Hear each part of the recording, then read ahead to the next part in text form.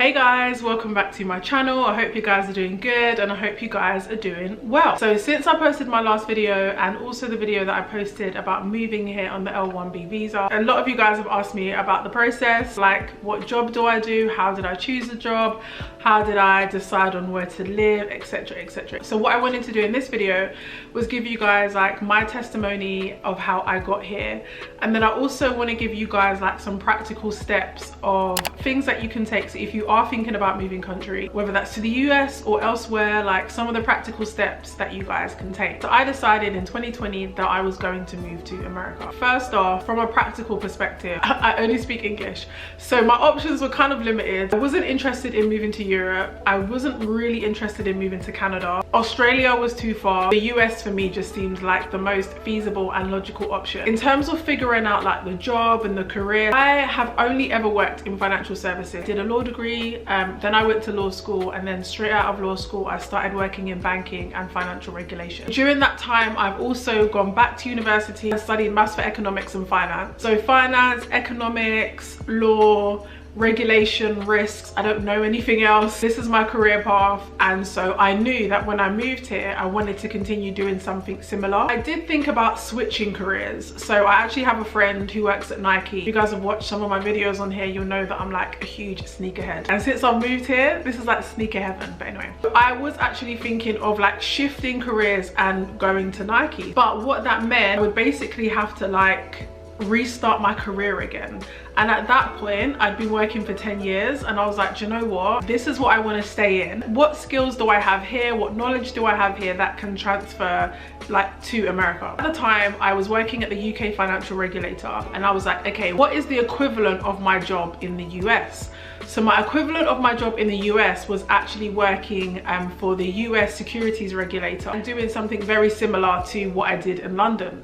However, after doing some research, it turned out that in order to work at the US securities regulator, I had to be an American citizen because it was a federal job. Now, obviously, I wasn't an American citizen, so I was like, scratch that off the list. Now, during this time, it was like 2021, and like the US was on lockdown. From an immigration perspective, the borders were closed for like non-US citizens and non-US residents. Because one of the thoughts that I had was I could basically apply to do like risk and regulation at a US company in America. I thought about that. However, the first thing, like I said, the borders were closed. There were no visas. Now, if you're not in, and I think I spoke to you guys about like the L1B, the H1B. So if I was to apply directly to a company and I wasn't yet in that company, then the visa that I would need to transfer on is the H1B. Now, as I spoke about before, the H1B is a lottery, so there's no guarantee that I would get the visa. So I kind of logically thought about it. Why is a company gonna wanna take that risk, hire me on a visa that they don't even know that I could get, go through all of that processing, and then I don't even get the visa? And they've spent all of that money because it's employment sponsored, so it just wasn't making any sense.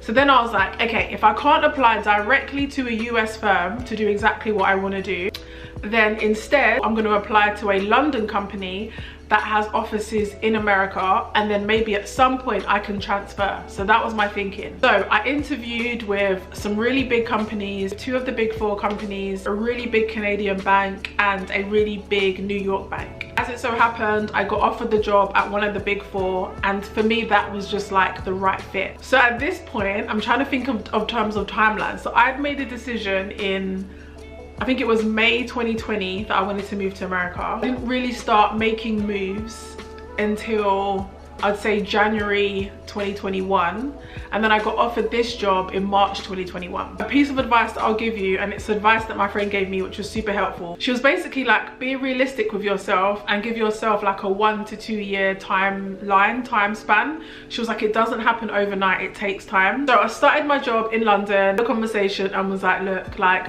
I really want to progress in my career. So the first thing I did was think about like, where do I want to live? What city do I want to live in? Where could I see myself living? And these were based on the West Coast, the East Coast, and in the South. And then I basically went onto LinkedIn, did like a filter search, and I searched for people that worked within my company, that worked within my job, and that worked within these cities.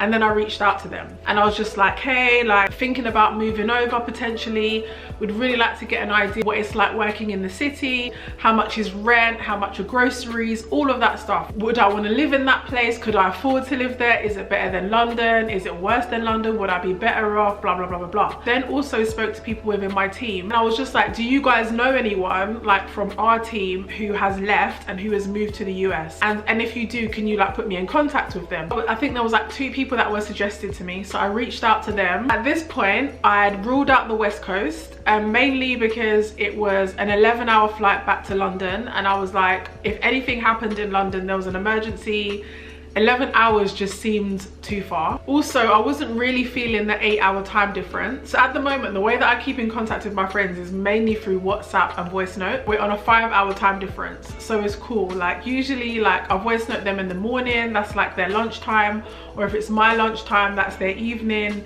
Like we can make it work, but 8 hours, it just gets very techie. So I was like, yeah, nah, 8 hours is too long. Then I thought about moving to New York. Been to New York like many times. I love New York, but New York just reminded me so much of London, and I think one of the things that I really wanted generally was a change. In the process of doing all of that, I had started to work on a project that was specifically working on building out a proprietary tool in the risk regulation and compliance space. So this was obviously like really good business case in order for me to move over. But anyway, so the partner who hired me, she had moved from New York down to Charlotte, North Carolina. So when we were chatting, she was like, how about Charlotte, North Carolina?